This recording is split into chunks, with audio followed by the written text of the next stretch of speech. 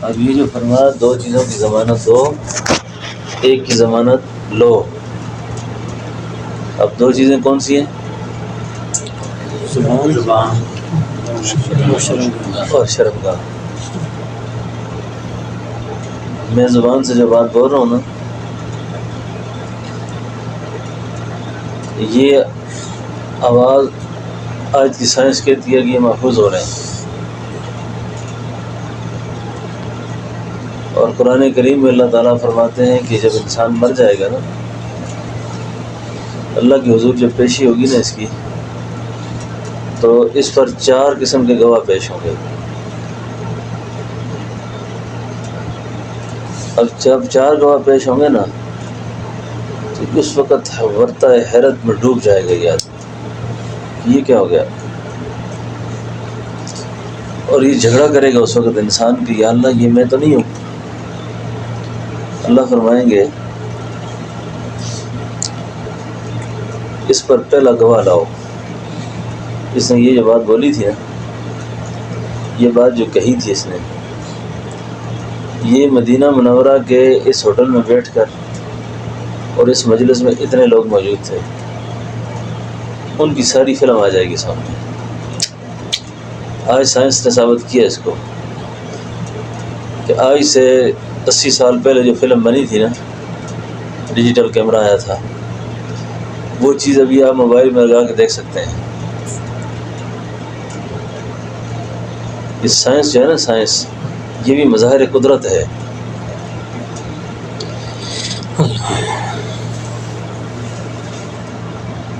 قرآن آئے گا یومئذ تحدث اخبارہا، اس دن زمین خبر دے گی. یعنی کوئی بات چھپے گی نہیں کہ آپ انکار کر دیں. سید رحمان صاحب کدھر بیٹھا تھا، وہ قاری صاحب کدھر تھا، میں کدھر تھا. یہ سارے لوگ ایسی مجلس ہوگی، اور اس مجلس میں اگر زبان کی بے اعتدالی ہوئی ہے، غیبت ہوئی ہے، جھوٹ بولا گیا ہے، بہتان لگایا گیا ہے، الزام لگایا گیا ہے، ناحق کوئی بات ہوئی ہے، وہ بھی سامنے آ جائے گی. اور اللہ رب العالمین آپ سے گواہ مانگیں گے اس کے بعد، بات ثابت کرو. یہ بات آپ کر رہے اس کو یومئذ تحدث اخبارہا، زمین خبر دے گی اس دن. انسان انکار کرے گا. اللہ فرمائیں گے دوسرے گواہ کو لاؤ. کرامن کاتبین یعلمون ما تفعلون، دوسرا گواہ آ گیا. آنکھ جھپکی تھی، آنکھ کی پتلی نے کیوں حرکت کی تھی، یہ ریکارڈ میں محفوظ رہے گا. یہ آنکھ کیوں اٹھی تھی، یہ زبان کیوں بولی تھی، اس کا داعیہ کیا تھا، اس کے پیچھے کیا بات تھی، وہ سارا کا سارا منظر سامنے آ جائے گا. پھر بھی انسان انکار کرے گا. اللہ فرمائیں گے اب تیسرا گواہ لاؤ. وہ بھی قرآن سے ہے، وَإِذَا الصُّحُفُ نُشِرَتْ، اس کا صحیفہ سارا کھولو، پورا رجسٹرڈ کھولو اس کا. جب 3 گواہوں کو جھٹلائے گا نا، تو اب اللہ تعالیٰ فرمائیں گے اب اس کی زبان بند کرو. الْيَوْمَ نَخْتِمُ عَلَىٰ أَفْوَاهِهِمْ وَتُكَلِّمُنَا أَيْدِيهِمْ وَتَشْهَدُ أَرْجُلُهُمْ بِمَا كَانُوا يَكْسِبُونَ. گواہی دیں گے اس کے اعضاء و جوارح اس کے خلاف.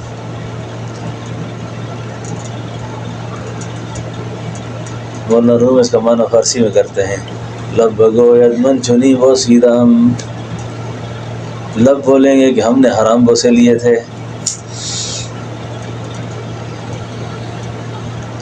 ہاتھ بولیں گے کہ ہم نے غلط پکڑا تھا، زبان بولے گی کہ ہم نے غلط بولا تھا. اب یہ سارے اعضاء و جوارح اس کے خلاف ہو گئے.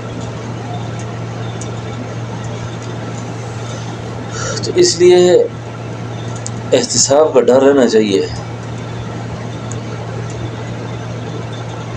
نفس کے تقاضے سے قرآن بھی نہیں سنانا چاہیے. چلو یہ بھی سنو. نفس کے تقاضے سے دین کی بات بھی نہیں کرنی چاہیے. نفس اتنی خطرناک چیز ہے. بات سمجھے؟ قرآن پڑھ کے بھی جہنم میں جائے گا آدمی،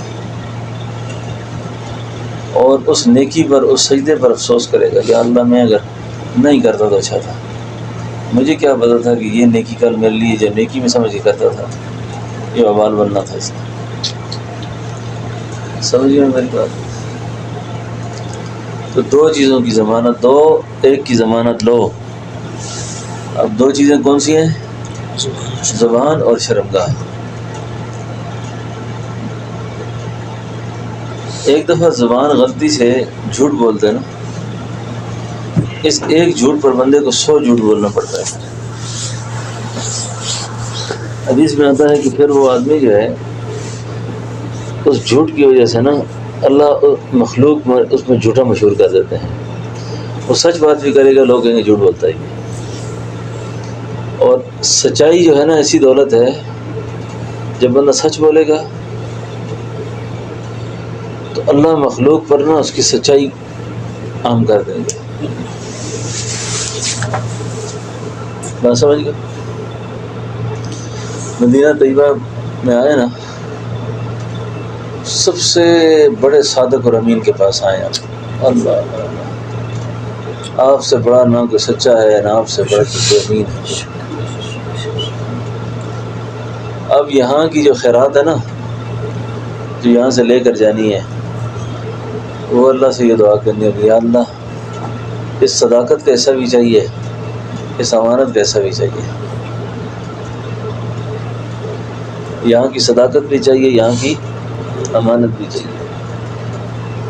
اور یہ دنیا میں جتنے اچھے اخلاق ہوتے ہیں نا جن آدمی کے، کہ جی فلاں کے اندر یہ صفت ہے، فلاں کے اندر یہ صفت ہے، فلاں کے اندر، اصل میں یہ سارے اخلاق بارگاہ رسالت کی خیرات ہیں،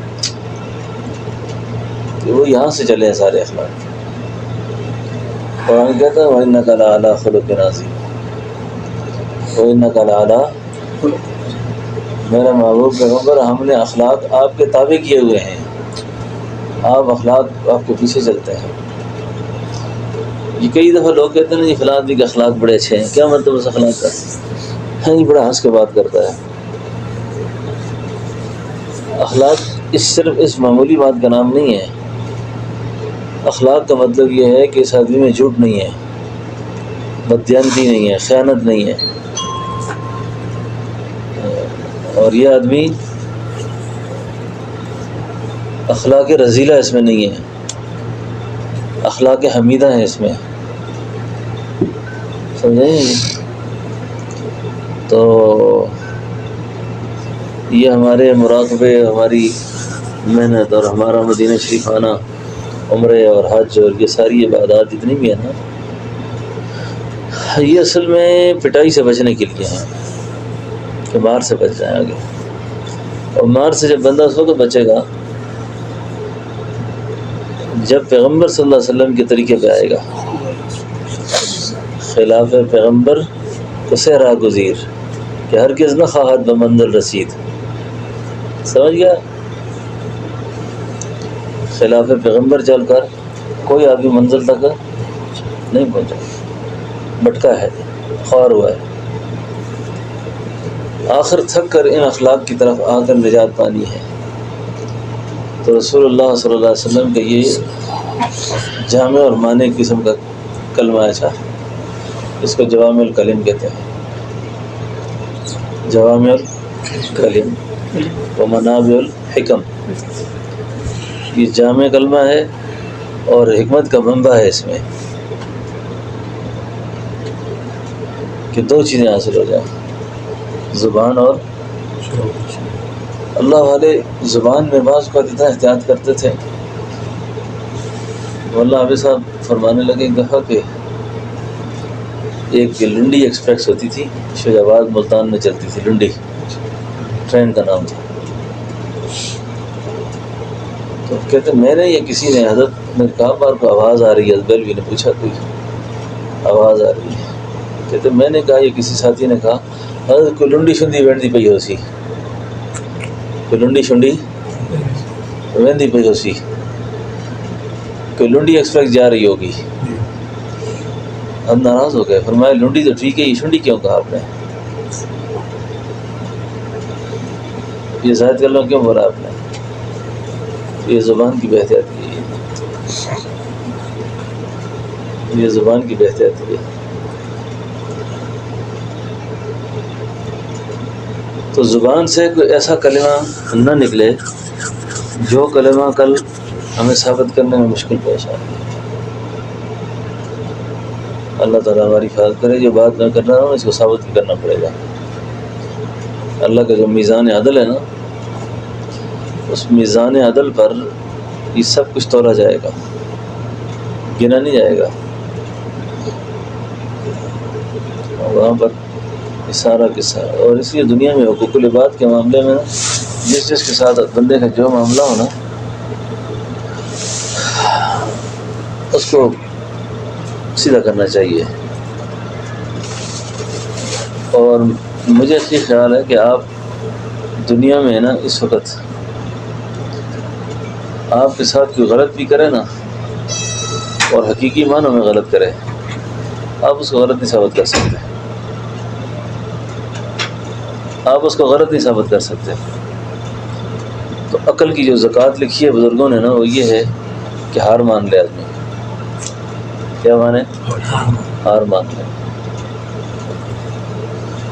اور جب ہار مان لے گا،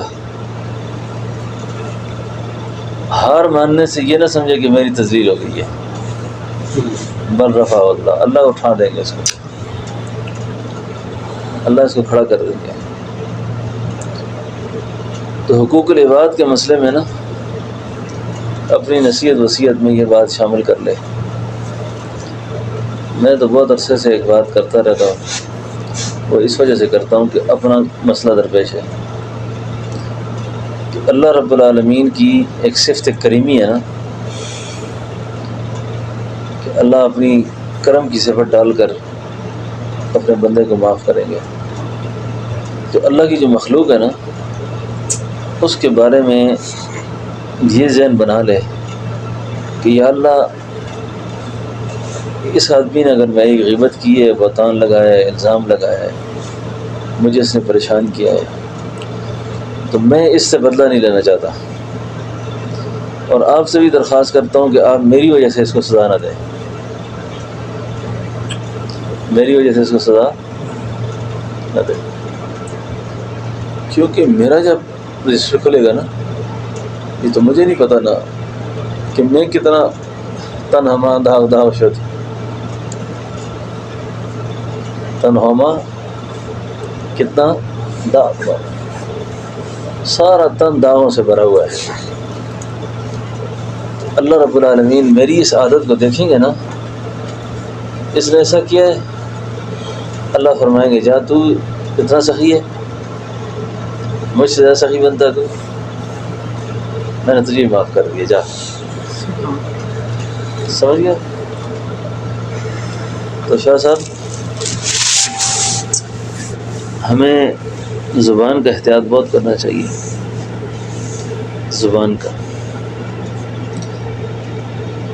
اور یہ مدینہ منورہ میں ہم بارگاہ رسالت میں حاضر ہیں نا، تو بارگاہ رسالت میں ہم طبیب امت کے پاس آئے ہوئے ہیں، سب سے بڑے معالج کی خدمت میں آئے ہوئے ہیں۔ خدایا شفا یاب فرما مریض گناہ کو، جو زیر علاج طبیب آ رہا ہے، جو زیر علاج طبیب آ رہا ہے۔ منظار قبری حدیث نبی ہے، یہ اعلان حضرت عجیب ہو رہا ہے۔ خدایا شفا یاب فرما مریض گناہ کو، جو زیر علاج طبیب آ رہا ہے۔ تو بس مدینہ طیبہ میں ہم حاضر ہیں، آج ہماری شاید آخری رات ہے یہاں پہ، کل رات سفر ہے نا، کل رات ہمارا سفر ہے، 5 تاریخ ہو جائے گی۔ تو اللہ تعالیٰ سے دعا بھی مانگے کہ اللہ پاک ہمارے سفر کو قبول فرمائے۔ اور سفر کو قبول کر کے اس سفر کو ہماری تربیت کا ذریعہ فرمائے. آمین. یہ دوڑنا کسی کام لگ جائے نا. آمین. کیا خیال ہے جی شہیر؟ ٹھیک ہے. تو اللہ تعالیٰ ہم سب کی حفاظت فرمائے. آمین یا رب العالمین. ربنا تقبل منا انك انت السميع العليم وتب علينا انك انت